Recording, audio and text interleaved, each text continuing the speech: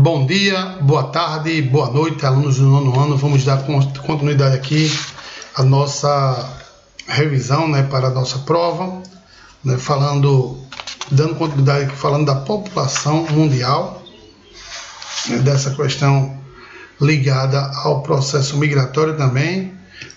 Existem migrações internas e externas. As internas que ocorrem dentro de um mesmo país, As externas, elas ocorrem de um país para o outro. Eu falei das migrações internas para vocês, que está relacionado ao êxodo rural, transhumância e migração pendular. As externas ocorrem de um país para o outro, ou seja, pode ser do tipo emigração ou imigração. Emigração, o prefixo é, quer dizer saída, saída da população de um país para outro. E imigração, o prefixo in, quer dizer entrada da população em um determinado país. Então eu tenho aí a questão relacionada às migrações, migrações externas e que é do tipo imigração e emigração, ok? Vocês sabem que alguns países apresentam perfis diferentes relacionados ao seu desenvolvimento econômico, que consequentemente vai apresentar uma questão ligada ao processo de desenvolvimento urbanístico diferenciado. O processo de desenvolvimento de urbanização das cidades está relacionado ao processo de revolução industrial, que atraiu grande contingente populacional para dentro de algumas metrópoles, de algumas cidades. Esse processo acabou promovendo fatores positivos e negativos, graças à questão da urbanização, e fez com que algumas cidades alguns países promovessem perfis diferenciados na sua sociedade. Tendo aí pirâmides etárias diferenciadas, a pirâmide etária é o principal indicador socioeconômico de um país, que está relacionado basicamente a 3 fatores. Quais são os fatores relacionados à questão da pirâmide etária? Questão de distribuição de renda, expectativa de vida, e taxa de natalidade e mortalidade. Esses fatores me mostram países onde eu vou apresentar países desenvolvidos, subdesenvolvidos e em desenvolvimento. Os países desenvolvidos vai apresentar a pirâmide com a base mais estreita do que o meio da pirâmide. Praticamente ela vai estar bem homogênea na realidade, e o topo bem largo, porque a base representa os recém-nascidos entre 0 e 4 anos. Então a base está relacionada à taxa de natalidade de um determinado país. Se o país, as pessoas vivem mais, automaticamente eu vou ter o topo da pirâmide também largo. Porque nos países envolvidos as pessoas vivem mais? Justamente por conta do sistema médico-hospitalar de qualidade, por conta da alimentação também controlada e de qualidade. Tudo isso são fatores que proporcionam uma expectativa de vida bem elevada, que a expectativa de vida mostra-se no topo da pirâmide. Apresentando o topo da pirâmide larga, automaticamente eu vou ter um país com uma expectativa de vida bem elevada. Pessoas vivem muito e melhor nos países desenvolvidos. E aí, consequentemente, vai apresentar esse topo largo. Já os países que apresentam a base muito larga e o topo estreito, eu já sei automaticamente que esse país é um país pobre, economicamente falando. Por quê?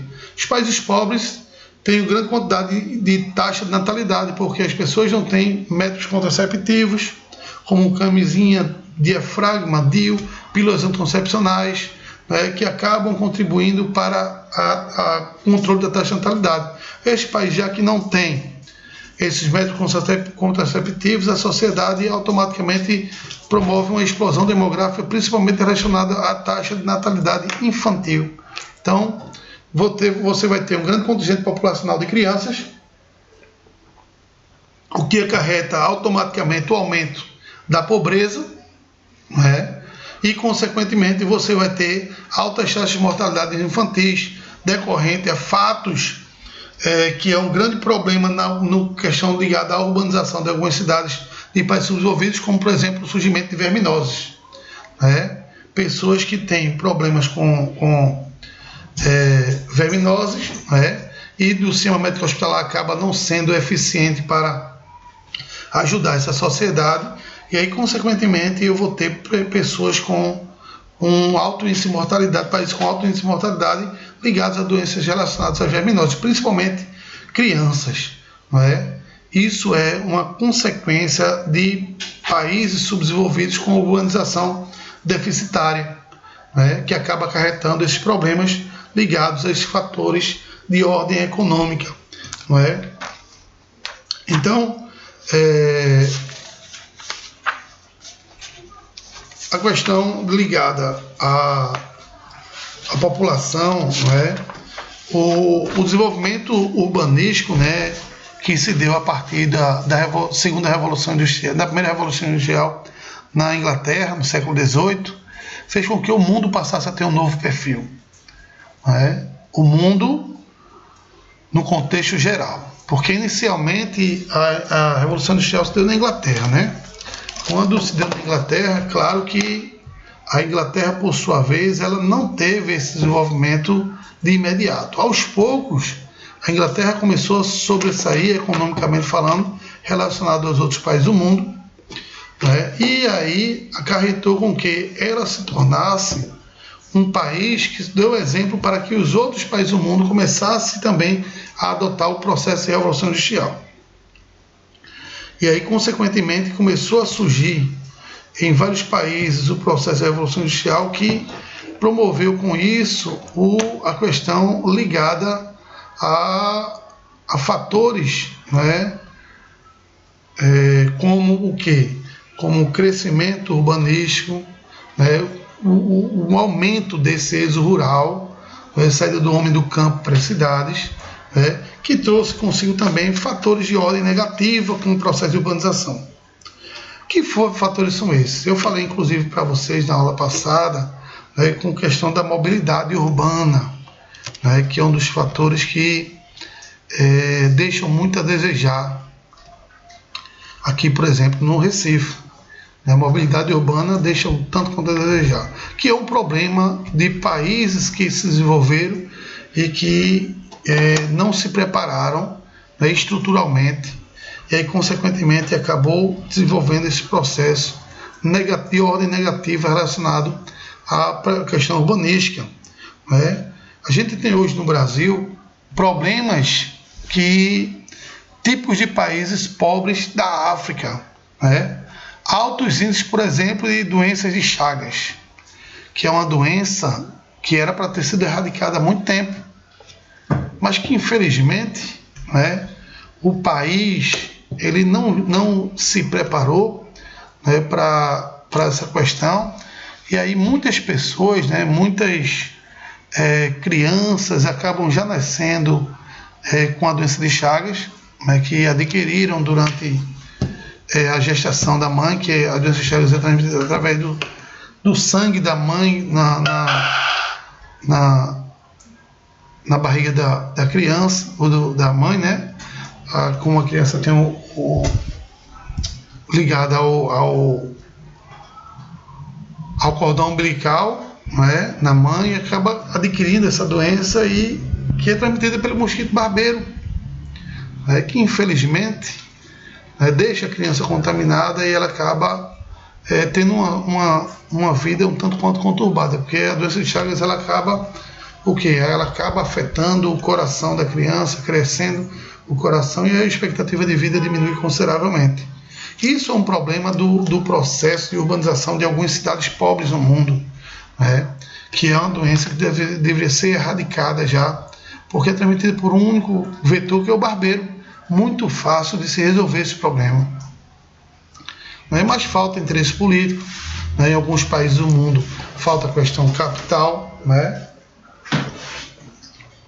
Que é um problema social seríssimo, a questão da doença de Chagas. Outra doença também que também ocorre nos centros urbanos está relacionado a verminoses, como a esquistossomose. Muitas crianças acabam tomando banho de rio, onde a água não é corrente. A esquistossomose é transmitida pela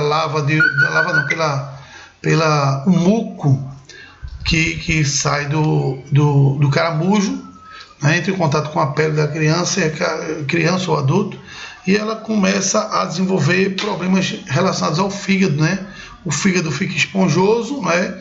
E acaba desenvolvendo uma cirrose hepática, que é um câncer no fígado, né? Relacionada à citosomose, também conhecido como cistosoma, né? Que é ocasionado pelo caramujo.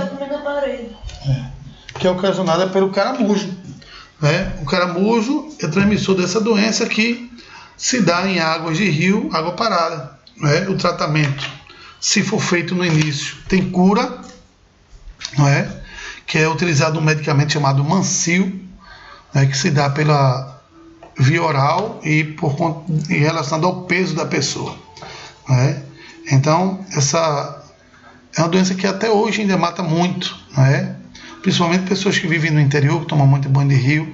Os rios hoje muitos estão poluídos, e aí acaba acarretando esse problema, né, que é de ordem social, né, por conta de falta de higienização, né, falta de educação também das pessoas, que acabam poluindo as águas dos rios, e aí o rio começa a tornar água parada, por conta também do processo de assoreamento que alguns rios sofrem.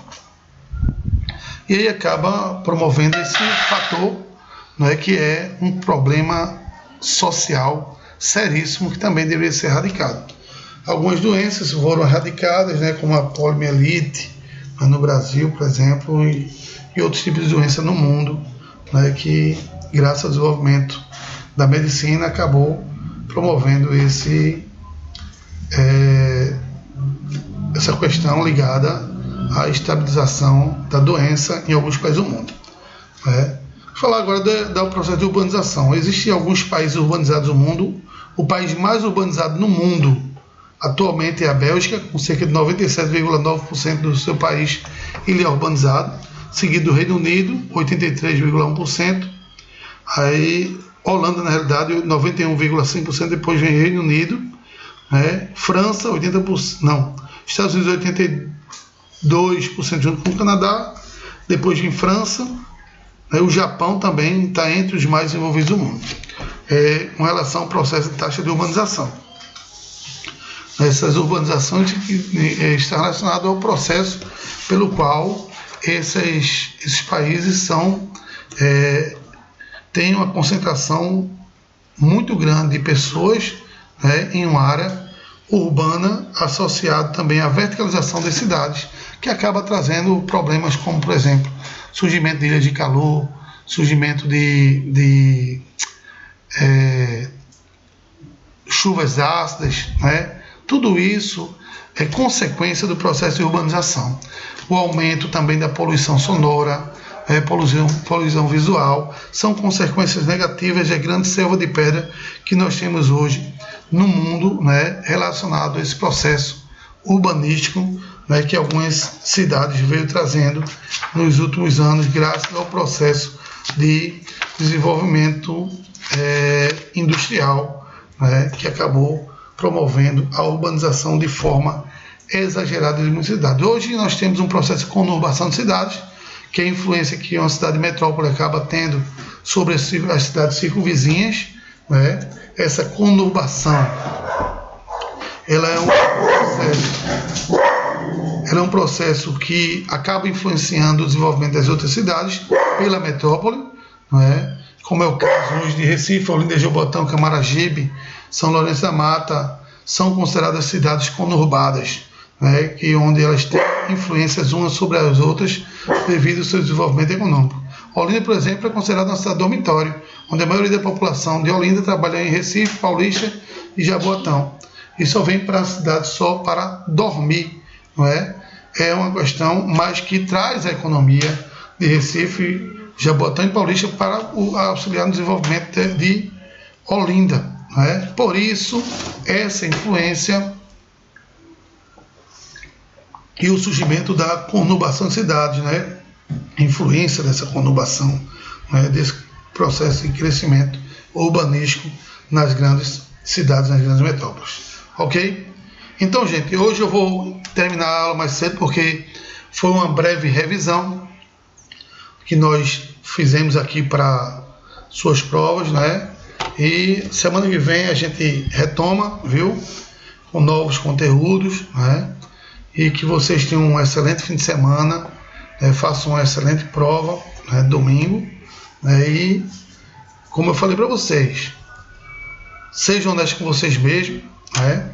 Façam a prova sem utilizar livros, né? Façam para você testar o seu entendimento que você está realmente estudando, ok?